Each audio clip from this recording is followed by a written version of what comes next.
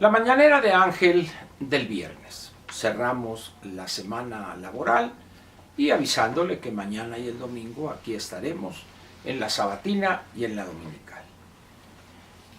Hoy voy a comentar con usted 2 o 3 puntos que tienen que ver con el juicio que he hecho yo, producto de seguir a López desde hace muchos años, de analizar sus actividades, su comportamiento, su conducta política y la inclinación natural que tiene a mentir, a construirse toda una escenografía en torno a su persona para convencer a los ingenuos de que él es honrado a carta cabal. Él dice honesto, pero porque no sabe hablar bien el español, lo correcto es honrado, que él no miente y es un mentiroso contumaz, y que él no traiciona.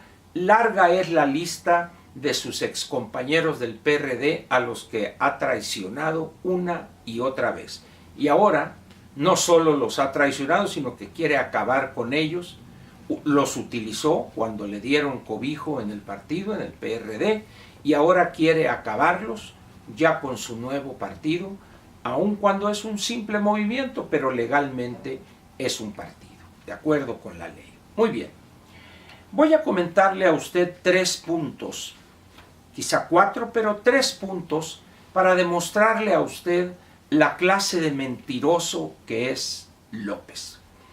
Y la conclusión evidente es, con los elementos que le dé a usted, es el peligro que corre el país en tener como presidente de la República a un individuo cuya razón de vivir es la mentira, es dar una imagen que no tiene, que no hay sustancia, y de ahí su afán de aparentar lo que no ha sido, lo que no es y lo que jamás será.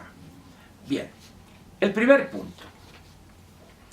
A raíz de esto, incluso después de las elecciones del año pasado, y ya cuando se obtiene la victoria, presidente electo, y empieza a aparecer desde su casa o la casa de su esposa, porque él no posee bienes, él no tiene ni tarjetas de crédito, ni cuenta de cheques, él es un ente etéreo en términos de lo material. Casi es un gran espíritu, benigno por supuesto. Cuando él empieza a acudir a Palacio Nacional, en un modesto, a la casa de transición, perdón, desde el domicilio de su esposa allá en el sur de la Ciudad de México. Un Jetta blanco manejado por un señor ahí que pues, no sabíamos en ese momento quién era, varios incidentes con algunos periodistas, que una moto se cayó una moto y luego un periodista, etcétera, etcétera, cosas que vio usted en su momento. Y se preguntaba a la gente, bueno, ese Jetta, ¿de quién es? ¿Y de quién es el Jetta? Y el Jetta, y que aparece estacionado en el patio de Palacio Nacional. Muy bien. Y ahora sabemos que no es uno, sino son 2 Jettas, iguales, blancos los dos, quizá por razones de seguridad, pero que no le pertenecen a López esos 2 Jettas. Muy bien. ¿De quién son entonces? Como diría el gran filósofo Chicoche, ¿de quién son? ¿De quién son? Pues resulta que los 2 Jettas le pertenecen a un paisano mío, un paisano de Ciudad Obregón, nativo de Ciudad Obregón, de un barrio muy famoso, tradicional, histórico en Ciudad Obregón, que es el Plan Oriente, y en los últimos 40 o 50 años conocido como la Colonia Juárez o Benito Juárez. Alejandro Esquer Verdugo, no hay parentesco alguno, o sea, tampoco me quiero colgar de que no, mi pariente, no hay hasta donde sé parentesco alguno. Pues resultó que Alejandro Esquer Verdugo es el propietario de esos 2 Jettas en los cuales se desplaza cuando está en la Ciudad de México López.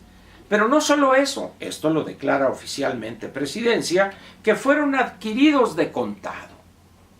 Y dice uno, ¿Tan rico será mi paisano que puede ir a pagar de contado, no sé, 700,000 pesos, 600,000 pesos ahí, nada más para prestarle a López, el presidente de la República, para que se desplace?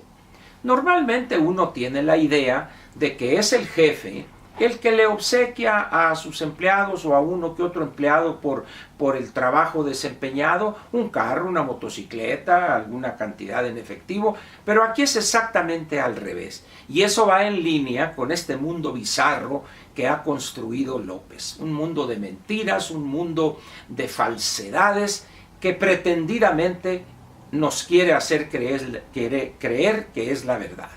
De tal manera pues que los dos yetas ya tienen propietario y es Alejandro Esquer Verdugo, un sonorense que hace muchos años salió de Ciudad Obregón, pero al final de cuentas es oriundo de Ciudad Obregón, del barrio del Plan Oriente. Yo le preguntaría a usted, ¿cree usted en verdad que estos dos yetas le pertenecen a Alejandro? Ahora resulta que mi paisano resultó hasta prestanombres de López o de alguien cercano a él. Pero en fin, oficialmente y dentro de la legalidad que ha querido construir López, para no, ¿cómo va a ser propietario de dos yetas él si siempre ha vivido con 50,000 pesos y sin tarjetas de crédito ni nada ni nada? Muy bien, Alejandro Esquer pues es el dueño de los dos yetas, pero luego dice algo más el boletín oficial. Presidencia de la República tiene como propiedad una camioneta Suburban que utiliza el presidente cuando sale de la Ciudad de México. Y ese convoy de Suburbans blindadas que lo rodean y en los cuales se desplaza, ¿de quién serán esas camionetas? A nadie pertenecen, o serán a este joven Ramírez, el de comunicación, o serán del ingeniero Romo, esas camionetas blindadas, y también las compró y pagó de contado para prestárselas a López. Esto es una vil y burda mentira y quererle ver la cara a decenas de millones de mexicanos. Y yo le diría a todos aquellos que votaron por él, este es el personaje claro, transparente, honrado a carta cabal, que no miente y que no traiciona, por el cual ustedes votaron. Pero vayamos ahora a otra cosa.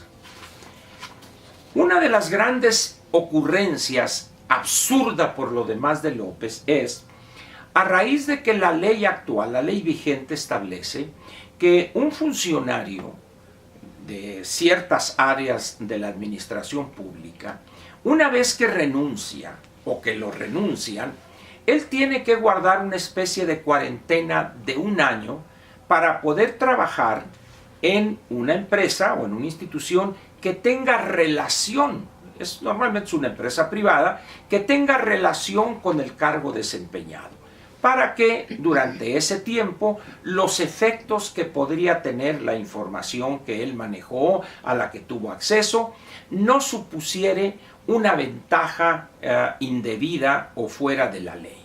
Entonces, durante ese año se disipa esa situación porque viene otro gobierno, otro funcionario, etc. Normalmente eso es lo que se estila en algunos países del mundo. Pero López de entrada dijo no, vamos a cambiar la ley, van a ser 10 años. Y dice uno, bueno, ¿quién va a mantener a esa persona durante los 10 años?